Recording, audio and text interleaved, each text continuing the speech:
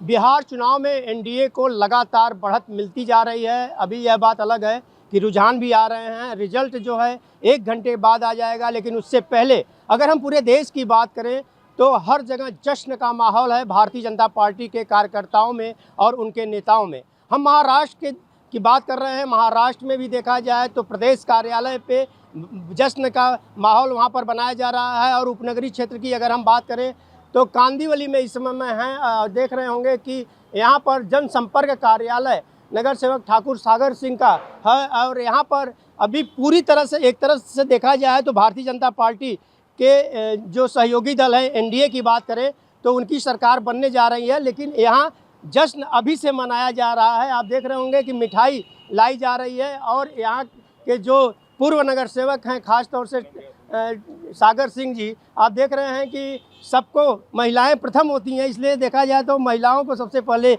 मिठाई खिलाएं और इनके कार्यकर्ता जो हैं जश्न के मूड में हैं। थोड़ी देर के बाद यहाँ पर एक कार्यक्रम किया जाएगा गाजे और बाजे के साथ। अभी ये जश्न मनाया जा रहा है। जिस तरह से भारतीय जनता पार्टी और एनडीए मिलकर के चुनाव बिहार में लड़ा था और उस दौरान देखा जाए तो बड़े पैमाने पे उम्मीद से ज़्यादा सीटें वहां पर आ रही हैं और उसी को लेकर के जश्न का यहां पर माहौल चल रहा है। हम सागर सिंह जी से बात करना चाहेंगे जो यहां के देखा जाए तो पूर्व नगर सेवक हैं। और महाराष्ट्र की अगर हम बात करें तो यहां के महानगर पालिकाओं में भी चुनाव बिल्कुल नज़दीक आ रहे हैं और उसकी तैयारियां जो हैं युद्ध स्तर पर भारतीय जनता पार्टी कर रही है और ख़ास तौर से महायुति के लोग कर रहे हैं। और इसी मुद्दे पे बात करेंगे। आपसे मैं जानना चाहूँगा कि बिहार में जिस तरह से एनडीए सरकार को बढ़त मिली है और भारतीय जनता पार्टी को काफ़ी उम्मीद से भी ज़्यादा सीटें मिली हैं, इसका असर महाराष्ट्र में भी देखने को मिलेगा?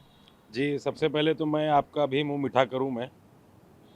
सबसे पहले मैं आपका भी मुंह मीठा करता हूं।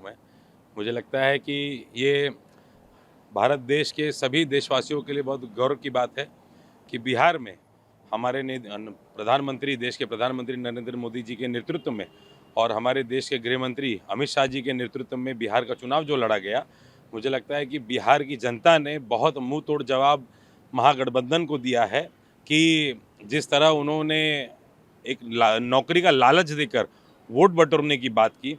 लेकिन मुझे लगता है कि बिहार की जो माताएं हैं और हाल ही में छठ मैया का कार्यक्रम बीता है, तो मुझे लगता है कि छठ मैया की छड़ी और छठ मैया का आशीर्वाद भारतीय जनता पार्टी और एनडीए के परिवार को मिला है। और छठ माता की छड़ी महागठबंधन को बहुत तेज पड़ी है। और ये पूरी का पूरा श्रेय श्री नरेंद्र मोदी जी, श्री अमित शाह जी, नीतीश कुमार जी और मुझे लगता है कि हमारे महाराष्ट्र के मुख्यमंत्री श्री देवेंद्र फडणवीस जी, जो बिहार चुनाव में जो एक स्टार प्रचारक बन के गए और उनकी वाणी बिहार वासियों को जो प्रभावित किए। और आने वाले समय में महाराष्ट्र में भी स्थानिक स्वराज्य संस्था की जो चुनाव है, देवेंद्र जी के नेतृत्व में महाराष्ट्र में भी महायुति का भारतीय जनता पार्टी का महापौर यहाँ पर भी मुंबई महानगर पालिका में बैठेगा। ये मैं आप सभी लोगों को आश्वासित कर रहा हूँ। बहुत बहुत धन्यवाद। मैं आपसे एक सवाल और जानना चाहूँगा कि बिहार में जब महाराष्ट्र के मुख्यमंत्री देवेंद्र फडणवीस चुनाव प्रचार के दौरान गए थे तो उस दौरान यहाँ के विपक्ष के लोग जो हैं उनको कह रहे थे कि महाराष्ट्र नहीं संभला जा रहा है और ये बिहार जा रहे हैं। क्या कहना चाहेंगे? देखिए, मुझे लगता है विपक्ष बौखला गया है। आपको याद होगा कि श्री देवेंद्र फडणवीस जी, हमारे महाराष्ट्र के मुख्यमंत्री, ने एक स्टेटमेंट दिया था और उन्होंने 100 रुपये की शर्त रखी थी।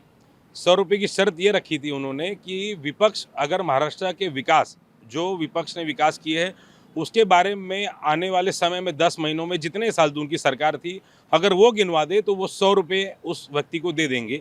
तो मुझे लगता है विपक्ष इस भूमिका में चला गया है ना। एक तो वो 100 रुपया जीत भी पा रहे हैं और अब मुझे लगता है कि उनकी लायकियत अब 100 रुपये से भी नीचे आ गई है। मुझे लगता है कि 1 रुपये की शर्त रखेंगे तो शायद जीते, या कि मुझे लगता है कि महाराष्ट्र की जनता वो भी उनको मौका नहीं देगी, विपक्ष को भी।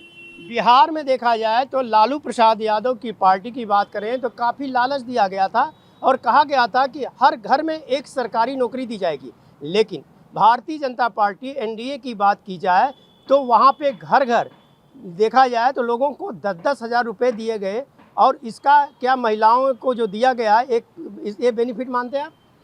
देखिए, इस तरह इनको ना देखा जाए कि महिलाओं को 10-10 हज़ार रुपये दिया गया। आप इस तरह देखें कि बिहार की महिलाओं को सशक्त बनाने के लिए आज जन मुद्रा लोन जो गया है, जिसमें महिलाएं खुद बाहर निकलकर आज अपना बिजनेस कर रही हैं, खुद एक सेल्फ डेवलप हो रही हैं, एक एंटरप्रेन्योर बन रही हैं। तो इस तरह ना दिखा जाए कि उनको 10,000 दिया गया, उनको 10,000 की मदद की गई है ताकि वो अपने ही घर में, आज जैसे घर में अगर पैसा नहीं है, बिहार में शराबबंदी है, लेकिन ना पति कमा पा रहा है था, ना औरत अगर कमा पा रही थी, और आज औरत अगर मजबूत होगी तो पूरा घर मजबूत होगा। जैसे कहा जाता है कि अगर औरत शिक्षित है तो घर विकसित है।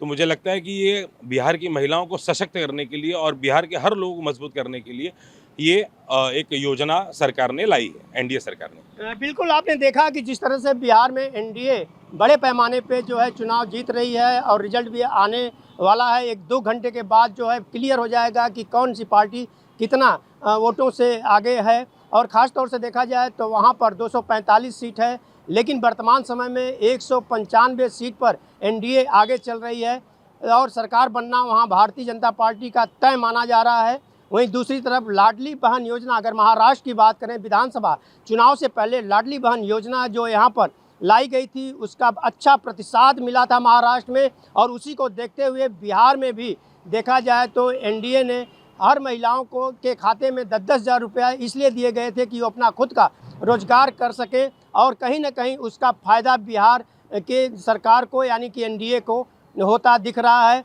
अब मैं आपको बताना चाहूँगा कि महाराष्ट्र में भी आगामी महानगर पालिका के चुनाव नज़दीक आते आ रहे हैं। स्थानीय निकाय चुनाव की घोषणाएं हो गई हैं, और जिस पर देखा जाए कि युद्ध स्तर पर कार्य चल रहा है। अब महानगर पालिका चुनाव में देखने की बात होगी कि क्या यहाँ पर एक बार फिर से महानगर पालिका जो खास तौर से मुंबई की है उस पर परचम किसका लहराता है। आन टीवी न्यूज़ के लिए कैमरामैन बाला के साथ हरीश तिवारी।